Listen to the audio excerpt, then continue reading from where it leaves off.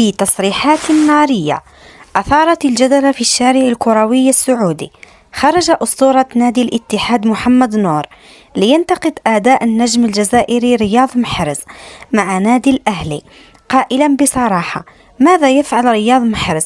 عدا الكرات الثابتة، لا يقوم بأي شيء، لا يراوغ حتى في المواجهات الفردية 1 ضد 1. وأضاف نور أن محرز لا يظهر إلا عندما يسجل الأهلي هدفا أو هدفين وتفتح المباراة، أما في المباريات الصعبة والمغلقة فلا يقدم الإضافة المنتظرة.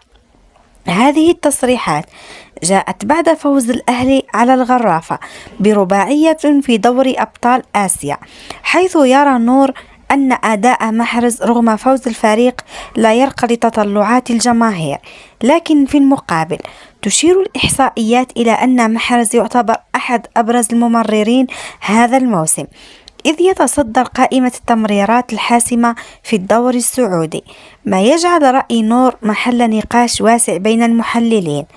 البعض يرى أن محرز تغير أسلوب لعبه وأصبح أكثر ميلا لصناعة اللعب بدل المراوغات الفردية، بينما آخرون يعتقدون أنه فقد جزءا من بريقه الذي ظهر به في مانشستر سيتي والدوري الإنجليزي.